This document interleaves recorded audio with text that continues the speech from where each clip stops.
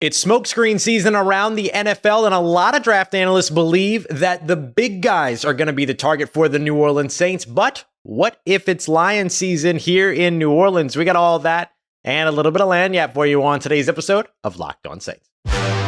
You are Locked On Saints, your daily New Orleans Saints podcast. Part of the Locked On Podcast Network, your team every day.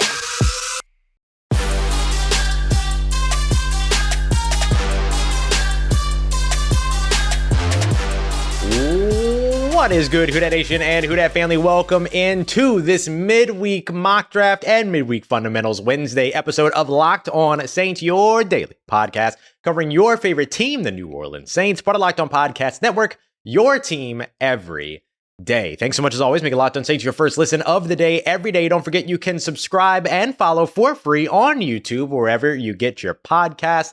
And as always, I am your host at Ross Jaxon Nola.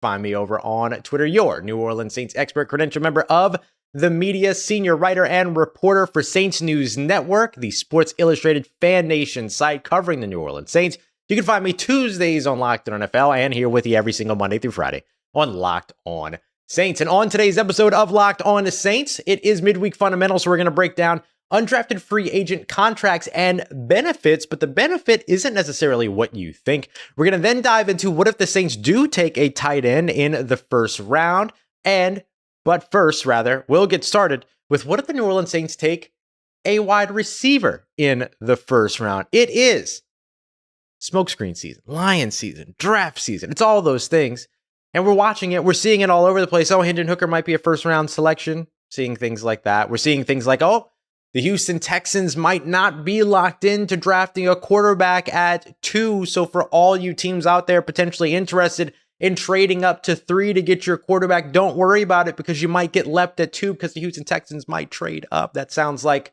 a really nice narrative pushed by the Indianapolis Colts, if you ask me. So when you look at the sort of draft cycle, we're in that part of the equation at the moment. We're at that part of the calendar to where it's all the smoke screens are coming up to where teams are trying to stop other teams from doing things. Teams are trying to get other teams to do things. What if the New Orleans Saints are playing that part? Let's think back to the New Orleans Saints here over the course of the past couple of years in particular. They went into the NFL draft knowing that they wanted Chris Olave, made sure that they got him. Nobody got in their way. Nobody leapt them. None of the stuff like we saw with like Patrick Mahomes back in the day. And there was a rumor that happened with Terrace Marshall as well with the Carolina Panthers. The Saints with the Carolina Panthers as well, a few years before that, or maybe the year before that, they had to go out there and draft Tommy Stevens because the Carolina Panthers were looking at signing him in undrafted free agency, and the Saints really wanted him. See how that worked out. But last year, we saw the Saints want Tyrann Mathieu, get Tyrann Mathieu. Want Jarvis Landry, get Jarvis Landry. Want Chris Olave, get Chris Olave. Want Alontae Taylor, get Alontae Taylor. I think I said Olave Taylor, which is a pretty dope name, not gonna lie, but Alontae Taylor, excuse me. Sorry, Alontae. This offseason, we saw them want Derek Carr. They went and got Derek Carr. They wanted some buddies of Derek Carr, so they went and got Jonathan Abram. They went and got Brian Edwards. They might have Foster Moreau, depending upon how that whole situation works out. So the Saints have been able to kind of do the things that they want without anybody getting in the way. They've been an insular organization. Stuff isn't leaking. So while all of a sudden this year we're watching the New Orleans Saints' very own Twitter account tweeting out photos of Felix Anudike-Uzomah and Osiris Torrence and Claijah Kancey and Mazi Smith and Brian Bresee and talking about all the big guys in the trenches. We got Jordan Reed writing pieces about how the Saints want to attack the big guys. They want a tackle, they want a guard, or they want a defensive tackle, they want a guard in the first couple of rounds. It seems unusual based upon what we've seen from them over the course of the past couple of years. Now, look, I knew for sure that the Saints were going to go in and go after Chris Olave in this year's draft, but if you look deep inside your heart, you knew that too, right? It's not special knowledge or anything. Like, we knew they wanted a tackle. Trevor Penning was the guy that they wanted. So there's elements of it that we kind of knew ahead of time last year, but outside of the organization, outside of the fan base, outside of the media circle, what were people saying? Oh, they want a quarterback. Will they move up for a quarterback? Should they go up for a quarterback? They've got 2 first-round picks. Maybe they'll package them together, trade up, draft Kenny Pickett. Maybe they'll package them together, trade up, draft Malik Willis. Those guys, obviously Kenny Pickett went at 20, so well behind where the Saints picked in both of those rounds. And then also Malik Willis went, third round? Desmond Ridder, same thing. So what if the Saints are lying? What would that look like? So the smokescreen here could be, hey, we love the big guys in this year's draft. So don't worry about those little guys, the body perfect guys, the guys that are going to sell jeans, all that kind of stuff. Don't worry about them. Let them fall. Those positions are deep. Corner, safety, wide receiver. What you want to do though before us is you want to go and get the big guys, right? Only so then that maybe one of the smaller guys does fall. So what would that look like? Let's start off with wide receiver. Let's say I'm trying to pick a guy whose draft projection has been kind of volatile. It's been all over the place. So I'm just gonna work with Jordan Addison here, the wide receiver out of USC, formerly out of Pitt, the guy that came out of high school with ESPN in his Twitter handle. Chris Carter tells a great story from over at Locked On Steelers. He covers Pitt as well, about how Jordan Addison would be in practice and he would make this great one-hand catch in a contested catch situation. And then a wide receiver coach would walk up to him and say, but that's not going to get you on SportsCenter though. That's not going to get you on the top 10. And then he would go out there and do something bigger the next time. That's the kind of guy that Jordan Addison is. And I think you like that attitude. Now, there's enough to be said about, do you want a 6'3", 6'2", 6'4" kind of guy over, a 5'11", 5'10", 6 foot guy. And that's just me folding in guys like Zay Flowers and even Jaxon Smith-Njigba into that conversation. But regardless, just thinking about the guys that are smaller than the defensive tackles in the first round, if Jordan Addison were to fall, I did a couple of these mocks here. And of course, mock drafts, look, they don't tell us really anything. They're a lot of fun, but they don't tell us a lot. Jordan Addison, I was able to grab him at 29 in one of these drafts. Follow that up with Mazi Smith at 40. He ended up making it. Tyjae Spears at 71.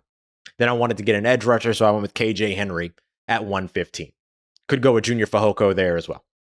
Another example was that I grabbed Jordan Addison at 29, grabbed Felix Anudike-Uzomah at 40. Sorry, I grabbed Jordan Addison at 29, grabbed Felix Anudike-Uzomah at 40, Tyjae Spears, the running back out of Tulane, at 71, and then Moro Ojomo, the big defensive tackle out of Texas, at 115. A guy that's probably going to be a little bit more, some NFL teams will look at as a 3-4 defensive end, which you can then use him as a potential 3 tech and a 4-3 situation in that case. He's a interior rusher. That's what he does. So there's ways for the Saints to grab a guy like a Jordan Addison in the first round if he falls all the way to 29. Who knows if he will? Nobody. And if anyone tells you that he won't, don't listen to him. If anyone tells you that he will, don't listen to him. Doesn't matter. We'll find out on draft night. But there's a chance that if a guy like that falls to 29, or in striking distance where the Saints could package 29 and 146, 29 and 115 to move up a little bit, 29 and next year's 4th to move up a little bit, 29 and next year's 2nd to move up a little bit, whatever, that they could do that, get this explosive wide receiver that they could add into the mix, whoever that wide receiver is, and then still be able to walk away with guys like Felix Anudike-Uzomah potentially at 40, Tyjae Spears in the 3rd round, Moro Ojomo in the 4th round. You could do the same thing with Mazi Smith potentially falling into the 2nd round. That might necessitate another trade up to get up to 2. You could also grab a defensive tackle potentially later on in the draft, but I don't think you're going to successfully find one as effective as a Mazi Smith, but you might walk away with a Siaki Ika at some point. I did one of those. Where's that one? Right here. Jordan Addison at 29, Adetomiwa Adebawore at 40, Siaki Ika, the big nose tackle, defensive tackle out of Baylor, at 71, and then Kendre Miller, the running back out of TCU, at 115. There's a lot of ways for the Saints to be able to not necessarily go for the big guys right away, but still be able to walk away with the big guys by the time it's all said and done. So I love some of these mock drafts that are really, really interesting in terms of looking at what if the Saints go and just take a hard left? What if it's all lion season? What if they're Mufasa? Because they're a lion. Shout out Childish Gambino. It's been a long time since I've referenced anything but Childish Gambino.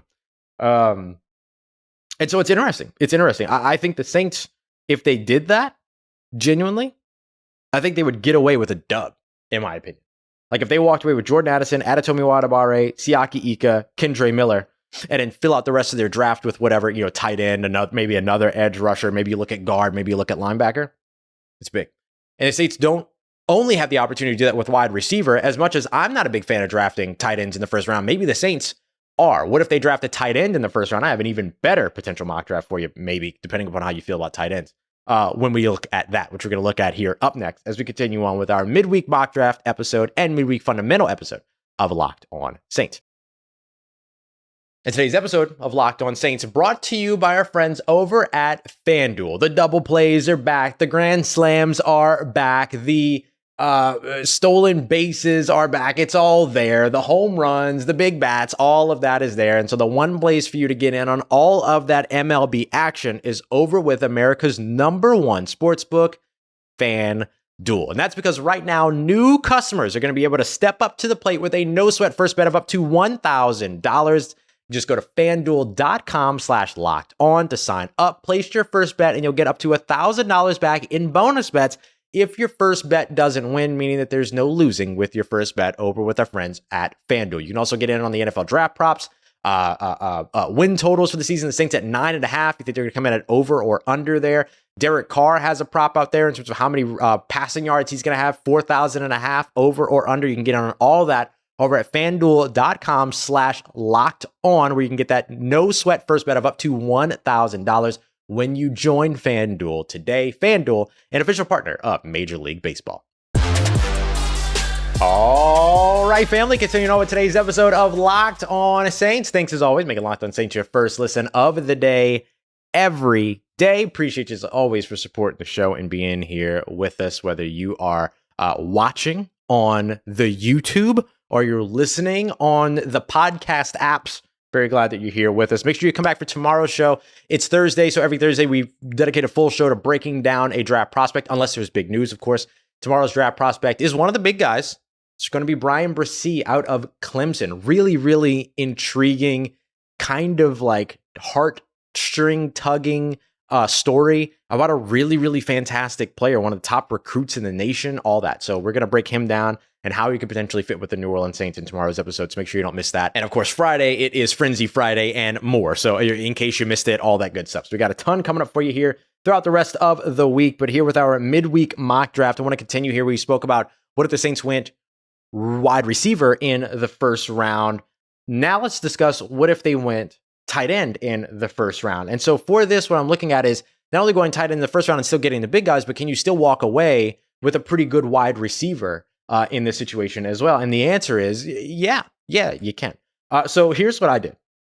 I grabbed Michael Mayer because he was there at 29 in the first round. I think a lot of people would be very excited about that. Him or Dalton Kincaid, honestly, in the first round would probably be exciting for a lot of folks.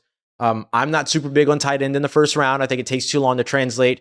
I think that is a win later move, not a win now move. And I think the Saints are trying to keep the win now mentality alive. I think everything so far this offseason shows you that. But hey, Michael Mayer is a fantastic talent. Dalton Kincaid, historically good. I mean, this draft class is historically good. Dalton Kincaid, a part of that for sure. So what I did was that I went with Michael Mayer at 29. Then I went with, because he was on the board at 40, Adetomiwa Adebawore. So I was still able to get like one of my favorite defensive linemen in this class.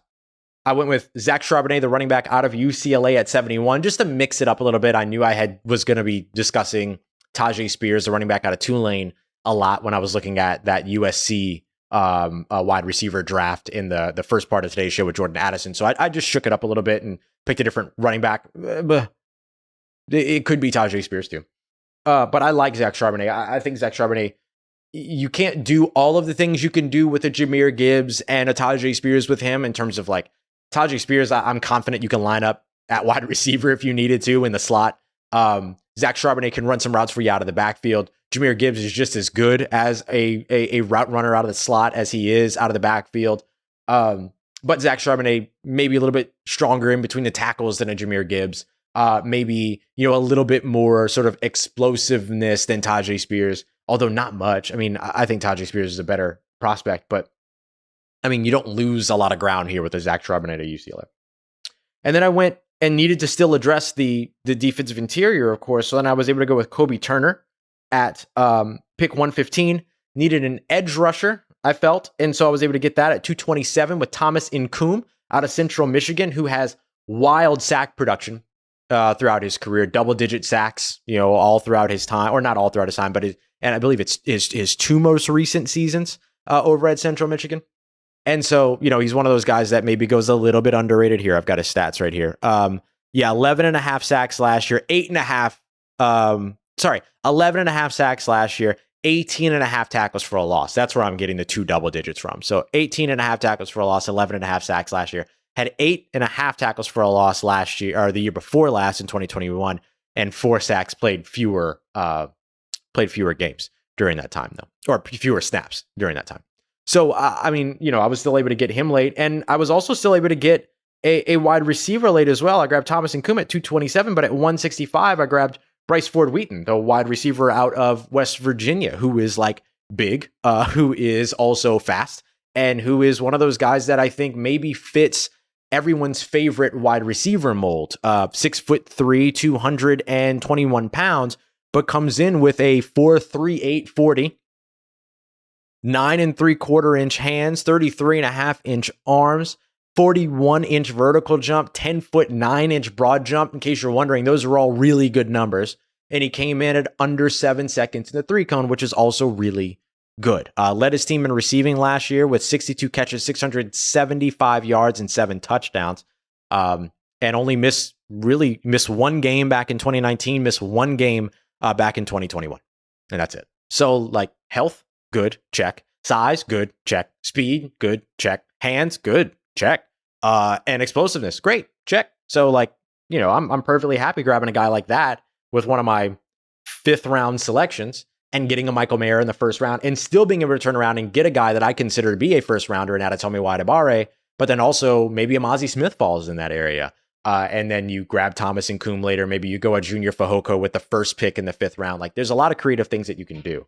So while I don't feel like drafting a tight end in the 1st round is the best option just in an NFL team building, want to win now type of structure, the rest of the picks around it provide context, right? So sure, maybe I might be a little bit at the end of night 1, if a tight end is the selection, but then at the end of day 2, if the next selection is Mazi Smith, and then the next selection is, let's say, Isaiah Foskey falls to the 3rd round, the Notre Dame defensive end, who we've been talking about a lot here recently. Great. I have no notes. And so everything changes depending upon how that works out. And that's one of the reasons why I always sit there and I love draft season. And the thing that I really like about draft season more than anything else is we get to watch guys' dreams come true. You know what I mean? These are players that have worked their tails off their entire lives to get to this place where maybe, just maybe, they hear their name called one time in a 3-day span, but they have spent thousands of days getting to that moment to hear their name one time in a group of 3 days. That's a special thing. And so, look, when a guy gets drafted, it's a good thing. Nothing else matters. And I love the point that good friend Damian Parson, Keith Sanchez over at Locked On NFL Draft made in a recent episode of Locked On NFL Draft, which you should be listening to. Quarterback rankings, positional rankings, all that stuff leading up to the NFL draft here. You should be listening to that every day. That it's not done after the draft pick. There is a path for success for every single player drafted in the NFL draft. Look at Brock Purdy last year. Every single player drafted in the NFL draft has a path to success. It's about, after their name is called, how much work do they put in, and are the team's coaches able to develop them? Does the system support the player? Does the player fit the system? There's all of these other moving variables, these moving targets. And so just because you're a 1st rounder doesn't mean that you immediately work. Just because you're a 7th rounder doesn't mean that you never work. It just doesn't work that way, right? So when I look at this class of players, tight end or otherwise, even though there's some investments I wouldn't necessarily make in the 1st round, we have to wait for another 3 years before we know whether or not, if somebody else made that investment in the 1st round, if it was a good pick or not. So for me, if you grab Michael Mayer, Dalton Kincaid in the 1st round, I might be a little bit critical of going tight end right away. But if you knock it out of the park in rounds 2 and 3, knock it out of the park again in round 4, knock it out of the park and get in round 5, I'll shut my mouth real quick. So bottom line is, whether you're going wide receiver in round 1, defensive tackle in round 1, guard in round 1, tight end in round 1, there's a path to success for the player and the team after the draft is done.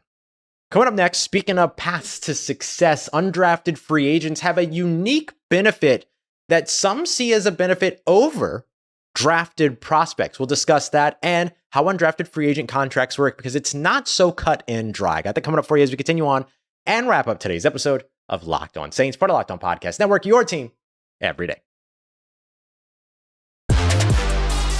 Let's get it, Who Dat Nation. Wrapping up today's episode of Locked On Saints with our midweek fundamentals segment here on Locked On Saints, which we do every Wednesday over the course of the off season. We're going to start getting into more scheme related stuff, route trees, defensive play calls, run fits, gaps, techniques, all that stuff here after the draft. But one of the things that I wanted to make sure that we discussed here before the draft is how undrafted free agency works. So undrafted free agency is one of those kind of things that is a process that's very much behind closed doors because it's a lot of teams calling agents and working things out with agents, even sometimes before the draft is over, which is like one of those gray area no-nos. But everyone gets super excited about it. And every team's fan base wants them to land the undrafted free agent gem. You think about, especially if you're a New Orleans Saints fan, which obviously you are because here you are.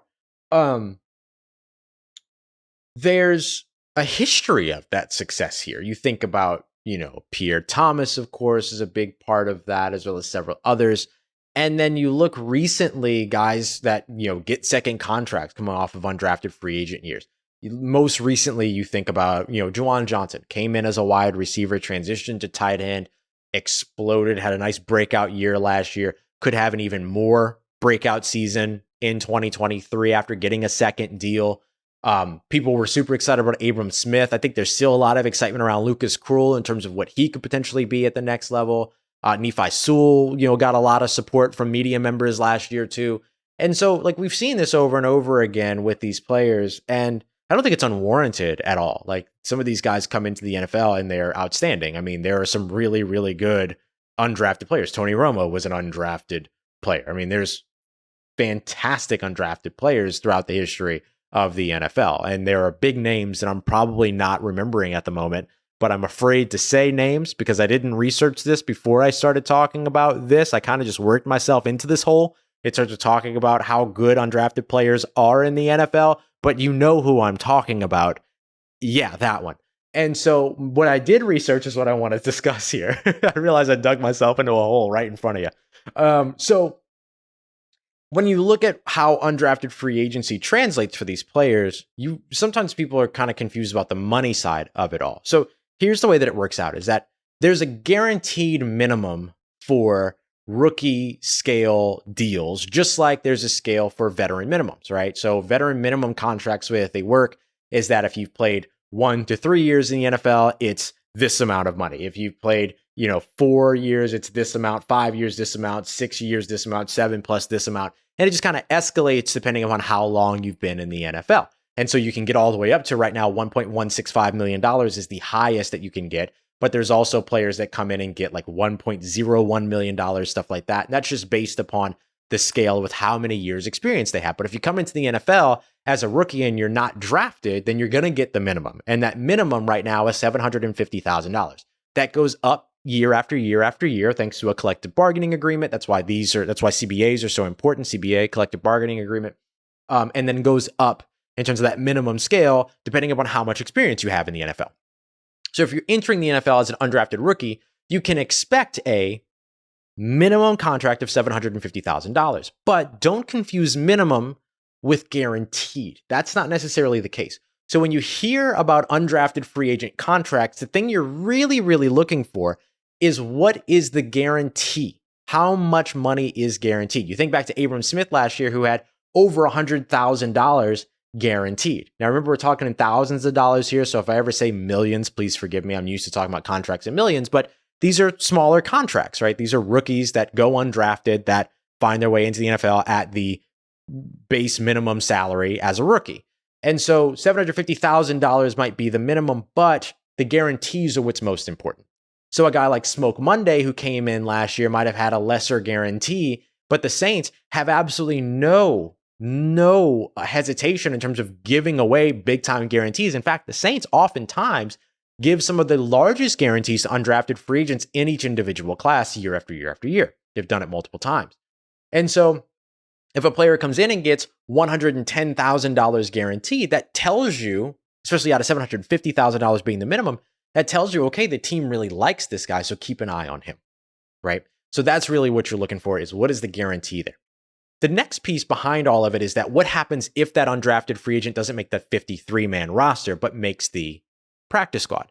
The way the practice squad works out is that you're paid in weekly installments, $11,500 per week. So if you sit on the practice squad for all 18 regular season weeks, you're making $207,000. Now, $207,000, I'll take it. I don't want to get hit as much as a practice squad guy does in the NFL, but I'll take $207,000 over 18 weeks. That's fine.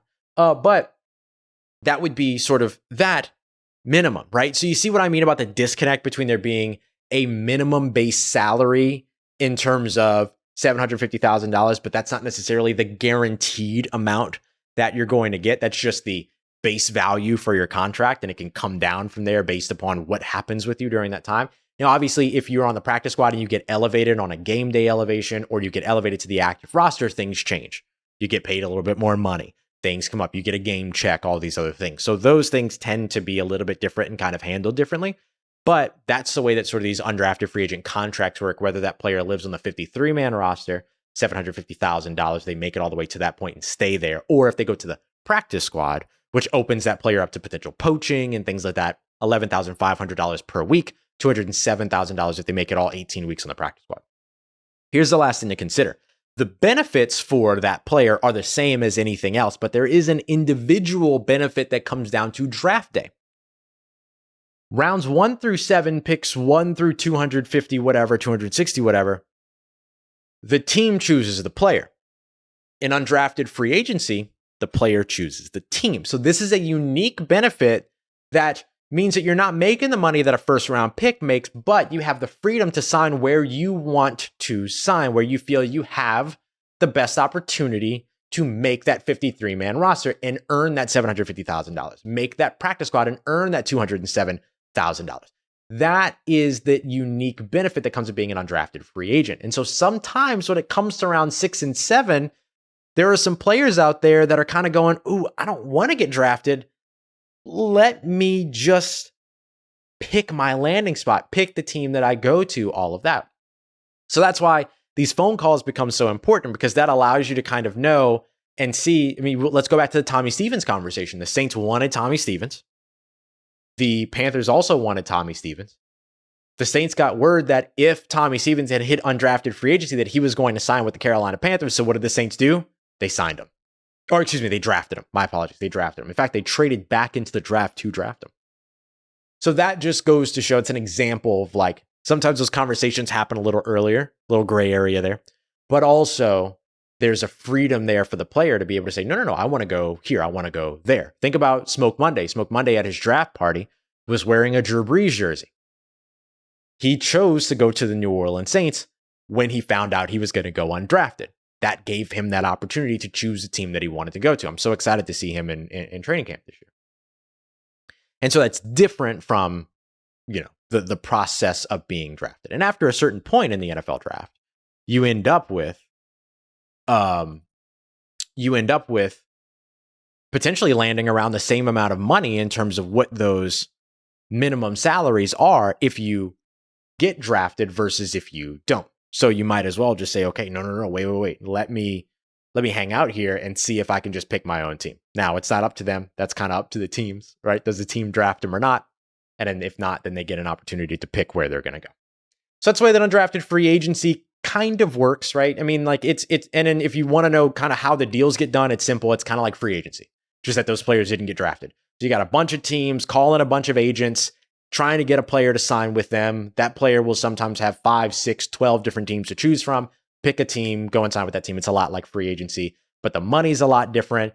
Doesn't impact really the salary cap because it comes in under the top 51 cutoff, which we've spoken about in previous episodes, things like that, which were, just as a reminder, while a 90-man roster training camp offseason is prepared, only the top 51 players count against the cap. And usually $750,000 is well below that cutoff. So that's the way it works. There you go. Coming up tomorrow, Brian Bresee. Incredible story, heartbreaking story, but a great story of perseverance, triumph, and just good stuff. I like this guy a lot. Would not be upset to see him end up in New Orleans. But we should talk about the fit too, not just the person, but we should talk about the fit in terms of the player. And maybe that's where some of the question marks come up. We got that coming up for you in tomorrow's episode of Locked On Saints. Appreciate all you everydayers out there for catching the episodes. Let me know that you're checking the show out every single day. I appreciate y'all so much. Please keep it up. If you're an everydayer, make sure you hit me up and let me know. As always, I appreciate y'all, as always, making Locked On Saints your first listen of the day, every day, for making the show a part of your day, a part of your routine, for saying yes to me and the show. And of course, if you see me, please say hi. If you need anything else around your New Orleans Saints in between these episodes, make sure you follow me on Twitter at Jaxon, NOLA. Hit me up. Let me know how the family's doing. Let me know how you living. Let me know how you momming them. And trust Who Dat Nation, I'll holla at you.